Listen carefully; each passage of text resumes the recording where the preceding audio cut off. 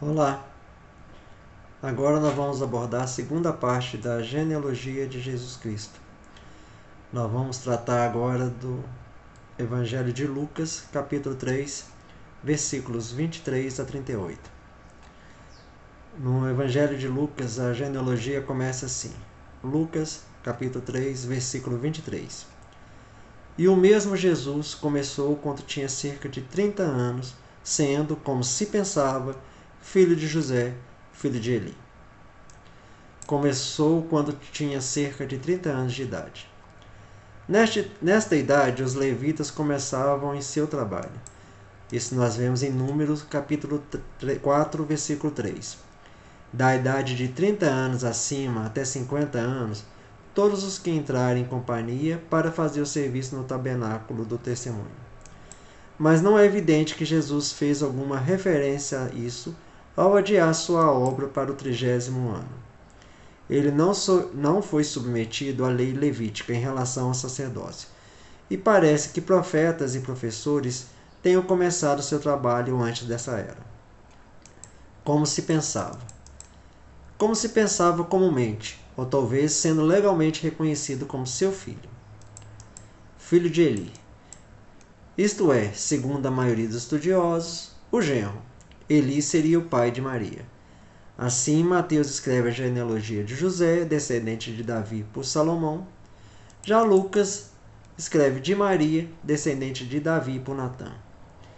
Na genealogia de José, descrita por Mateus, está implícita de Maria, pois os judeus estavam acostumados a casar em suas próprias famílias.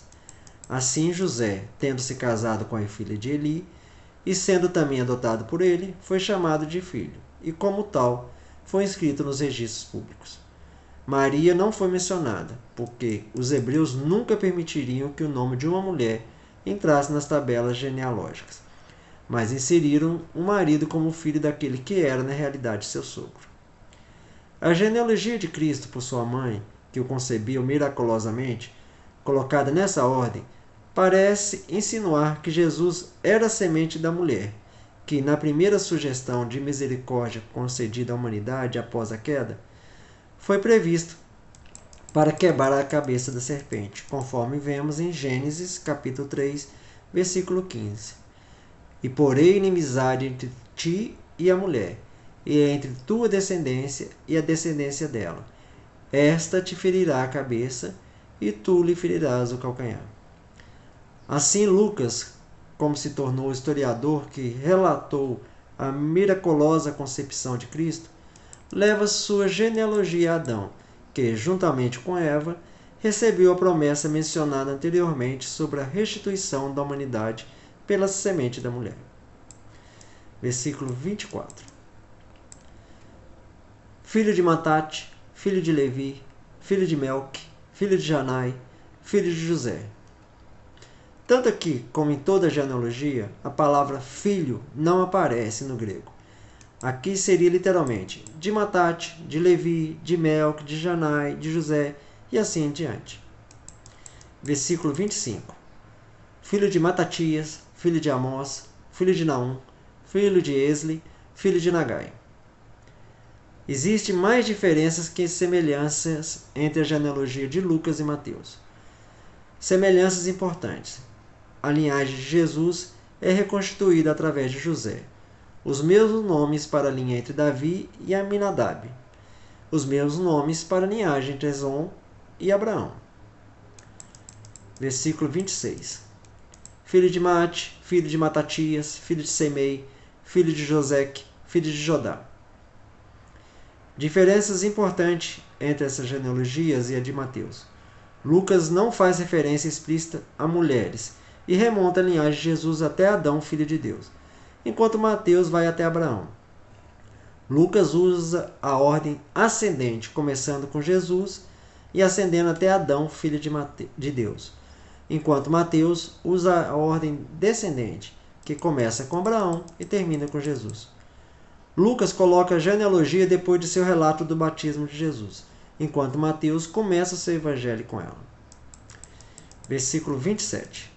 Filho de Joanã, filho de Reza, filho de Zorobabel, filho de Selatiel, filho de Neri.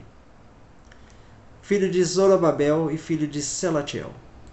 Depois da convergência momentânea de Lucas e Mateus em Salatiel e Zorobabel, não há qualquer ponto de contato entre as duas genealogias até que chegamos a José, filho de Neri.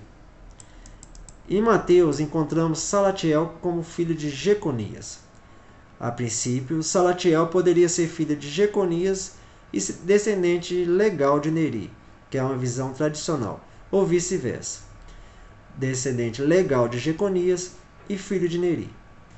Entretanto, Deus amaldiçoou Jeconias, ou Conias, que é da linhagem real, e jurou que a sua descendência nunca mais se assentaria no trono de Davi. Nós vemos isso em Jeremias, capítulo 22, versículo 24 a 30. Vivo eu, diz o Senhor, que se Conias, filho de Joaquim, rei de Judá, fosse um anel em minha mão direita, até dali eu te arrancaria, e eu te entregarei na mão dos que buscam a tua vida, e na mão daqueles a quem tu temes, na mão de Nabucodonosor, rei da Babilônia, e na mão dos caldeus. E lançarei a ti e a tua mãe, que te fez nascer, em uma terra estrangeira, em que não nascestes, e lá morrereis.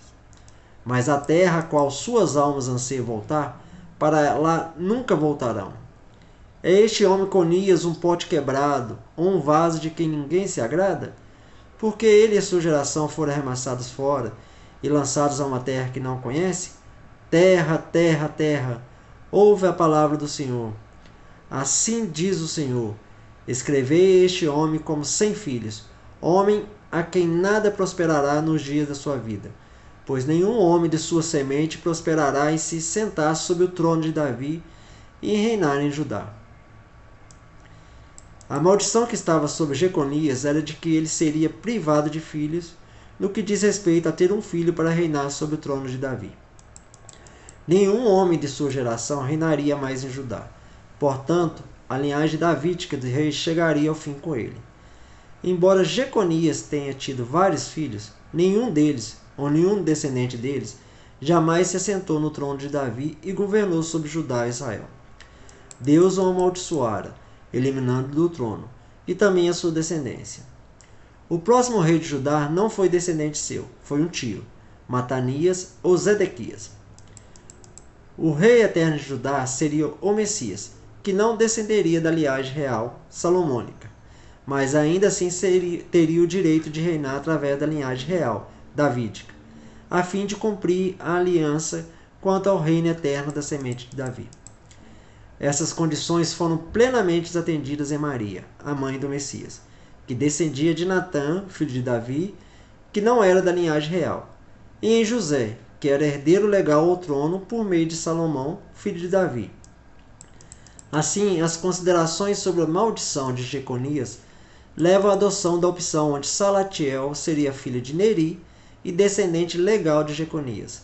Nesse caso, Salatiel poderia ser parente, sucessor ou sobrinho, por causa do levirato, mas não poderia ser genro, pois nesse caso seu filho Zorobabel seria neto de Jeconias e, portanto, sujeito à maldição. Versículo 28. Filho de Melque, filho de Ade, filho de Cozã, filho de Amodã, filho de Er. As diferenças entre as genealogias são explicadas por alguns estudiosos a partir da percepção de que Lucas utilizou uma fonte de ancestralidade davídica diferente da de Mateus. Essa fonte, que tem 36 nomes singulares, completamente desconhecidos em Mateus e no Antigo Testamento, usou o sagrado número bíblico 7 em sua teologia. De José a Deus, existem 7 grupos de 11 nomes. Cristo é o ápice do que Deus fez pela criação e por seu povo eleito, já que Jesus começa o 12º e último grupo de 7. Segundo esse ponto de vista, Deus tem o duplo número perfeito, 77. E Davi é 42, 6 vezes 7. Versículo 29. Filho de Josué, filho de Eliezer, filho de Jorim, filho de Matate, filho de Levi. Genealogias eram compostas para diferentes fins: para provar a identidade de uma tribo, para provar a linhagem de um rei ou um sacerdote e, deste modo, autenticar os detentores desses cargos, para estruturar a história em épocas, para mostrar que o caráter do descendente é igual ao de seu antepassado. A genealogia de Lucas comprova claramente a identidade de Jesus como davídica e mostra como ele se ajusta ao plano de Deus, que remonta à criação da humanidade por Deus. Versículo 30. Filho de Simeão, filho de Judá, filho de José, filho de Jonã, filho de Eliaquim. Estudiosos atentam para o fato de que Lucas não se pretende dar registros de arquivos ou de famílias, mas ensinar quem é Jesus e o que ele significa para a salvação de todos os homens e mulheres. Versículo 31. Filho de Meleá, filho de Mená, filho de Matatá, filho de Natã, filho de Davi. Natã. Essa é a linhagem real através de Natã. Em Mateus, a linhagem real é demonstrada por Salomão. Assim, ambas as linhas se uniram em José, e assim Jesus, ressuscitado dentre os mortos, é o único herdeiro do trono de Davi. Versículo 32. Filho de Jessé, filho de Obed, filho de Boaz, filho de Salá, filho de Nasson. Boaz, aquele que foi casado com Ruth. Salá, ou Salmão, oriundo da tribo de Judá, que se casou com Raabe. Também foi citado no livro de Ruth, capítulo 4, versículo 21. E Salmão gerou a Boaz, e Boaz gerou a Obed. Naasson. Dependendo da tradução, aparece apenas Naasson, que era um príncipe da tribo de Judá, no tempo em que os israelitas entraram em Canaã. A sua irmã Eliseba era a mulher de Arão. Ele morreu no deserto em cerca de 1312 a.C. Versículo 33. Filho de Aminadab, filho de Admin, filho de Arne, filho de Ezon, filho de Pérez, filho de Judá. Aminadab. Em hebraico, meu povo é generoso. Ele nasceu de Arão, filho de Ezon, durante o exílio israelita no Egito Antigo. Como dito, sua filha Eliseba era esposa de Arão, tornando Arão, ou Arão, seu genro. Filho de Adime, filho de Arne. Algumas versões trazem filho de Arão. Os nomes da genealogia de Lucas diferem quanto à ortografia dos nomes do Velho Testamento, porque foram dados na forma grega.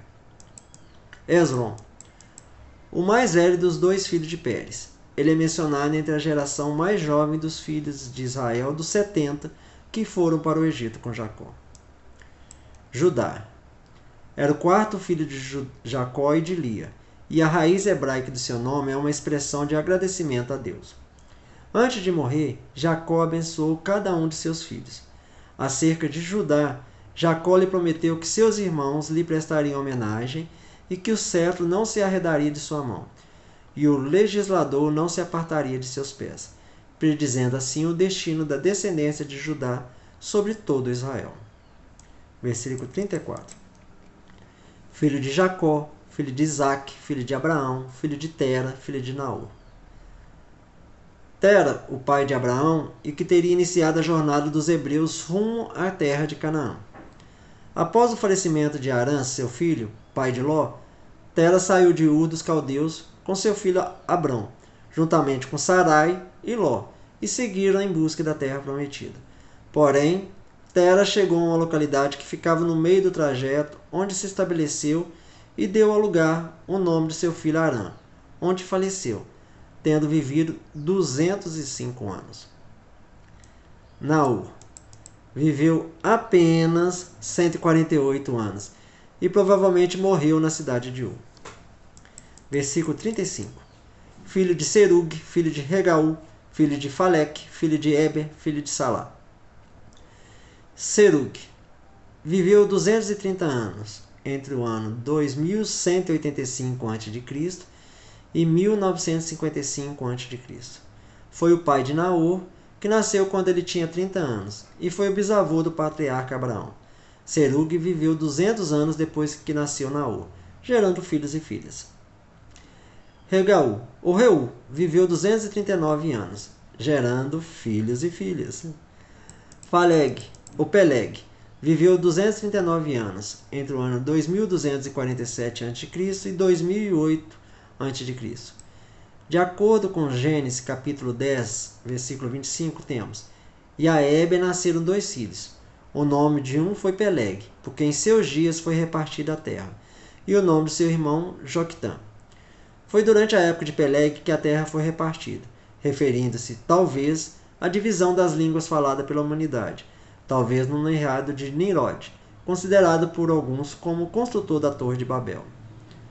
No entanto, o motivo dessa divisão da terra é muito especulativo, pois pode tratar-se de uma divisão entre os patriarcas das tribos pela Europa, Ásia e África, entre os 3 filhos de Noé para ocupação futura. O historiador judeu Flávio Joséfo afirma que os descendentes de Éber têm uma vida muito mais curta do que os primeiros descendentes de Noé e de Sem antes, indicando a possibilidade que depois do dilúvio, o ambiente da terra teria sofrido uma grande mudança que veio reduzir a expectativa de vida dos seres humanos. Éber é um dos descendentes de Noé da linhagem de Sem. Éber também pode ser interpretado como do outro lado ou do Oriente, além do Rio Jordão. Segundo historiadores, da tribo de Éber teria surgido o povo hebreu ou heberitas. Diz a Bíblia que Éber teria vivido 464 anos, sendo o patriarca nascido após o dilúvio que mais tempo viveu, tendo provavelmente alcançado até a 8ª geração de sua descendência, ou seja, até Jacó. E embora Sem tenha vivido 502 anos após o dilúvio, tanto ele como seu pai Noé teriam nascido antes da grande inundação. Salá, ou Selá, que viveu entre o ano 2311 a.C. e 1878 a.C. Ele é considerado no livro de Gênesis como o filho primogênito de Arpaxade e neto de Sem. Tornou-se o pai de Éber aos 30 anos e viveu mais 403 anos, gerando mais filhos e filhas. Versículo 36. Filho de Cainã, filho de Arfaxade, filho de Sem, filho de Noé, filho de Lameque. Filho de Cainã. Cainã é encontrado apenas na versão Septuaginta, mas todos os outros nomes de Abraão até Adão são encontrados também no hebraico do Antigo Testamento, na mesma ordem que Lucas colocou. E de todos os nomes de Davi até Abraão são os mesmos nomes que são mencionados na genealogia de Mateus. Arfaxade, ou Arpaxade, é considerado como o filho primogênito de Sem. Nasceu quando seu pai possuía 100 anos, 2 anos depois do dilúvio.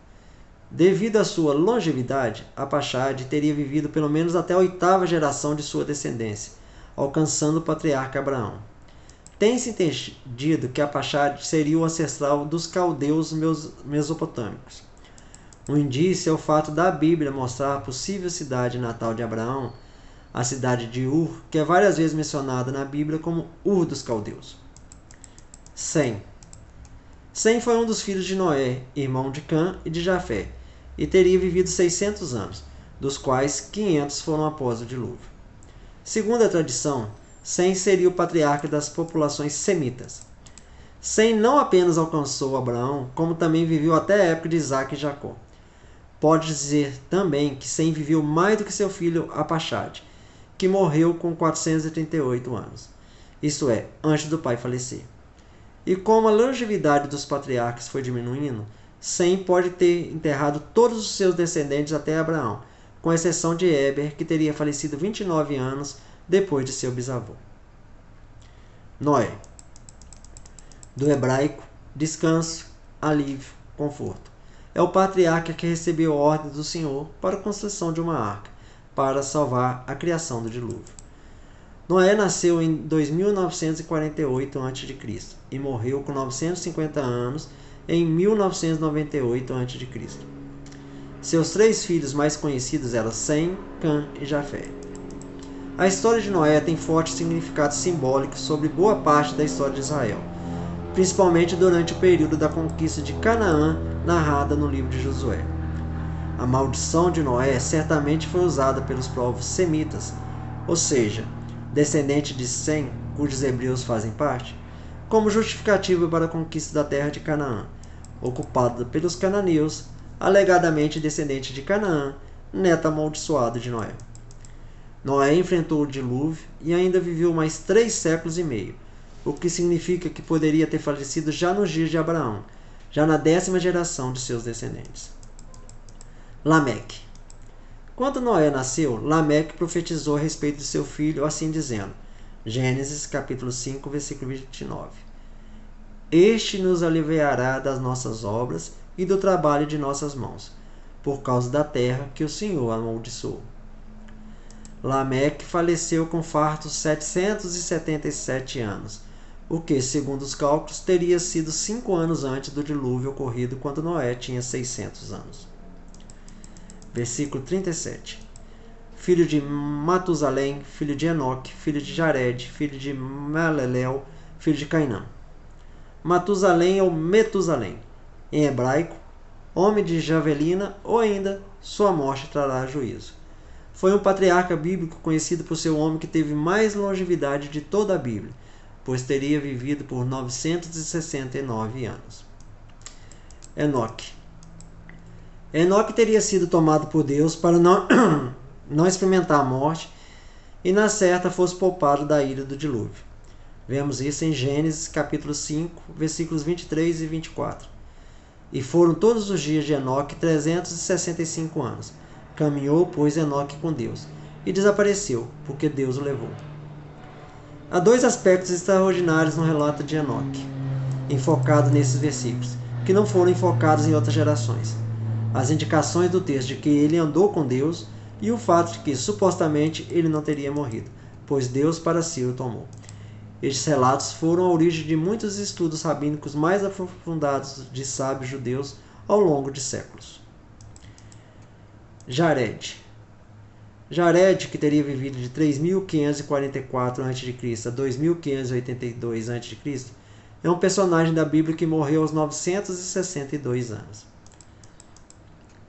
Malalel teria vivido 895 anos. Cainã teria vivido 910 anos. Versículo 38. Filho de Enos, filho de Sete, filho de Adão e Adão de Deus. Enos.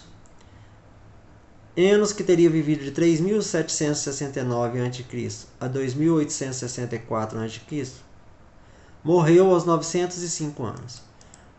Foi durante os dias de Enos que os homens começaram a invocar o nome do Senhor, conforme está relatado em Gênesis capítulo 4, versículo 26. Há 2 interpretações mais comuns para esse verso. Ou foi nessa época que os homens que adoravam a Deus se diferenciaram dos idólatras, ou essa foi uma época de reavivamento espiritual. Segundo Maimonides, um rabino e figura central intelectual pós-judaísmo medieval, sendo considerada a segunda autoridade no que diz respeito à lei dada de Moisés no Sinai, e que viveu no ano entre 1138 d.C. e 1204 d.C., foi na época de Enos que os homens passaram a adorar as estrelas e a construir templos para elas. 7. Contando a partir da criação, Sete viveu entre o ano 130 e 1042, ou, se a gente considerar o nosso calendário, o ano 3.874 a.C. a 2.962 a.C. O nome dele do hebraico significa concedido, colocado, nomeado. E é o terceiro filho de Adão e Eva e irmão de Caim e Abel, sendo o único entre os demais filhos a ser citado pelo nome. De acordo com Gênesis capítulo 4, versículo 25, temos: E conheceu de novo Adão a sua mulher, a qual deu à luz um filho, e chamou seu nome Sete, porque Deus, disse ela, me substituiu outra descendência em lugar de Abel, a quem matou Caim. Sete nasceu após a morte de Abel, e Eva acreditava que ele fora designado por Deus para estabelecer uma nova descendência, em substituição a Abel, morto por Caim. Pelos cálculos a respeito da vida dos patriarcas, significa que Sete teria alcançado o arrebatamento de Enoque.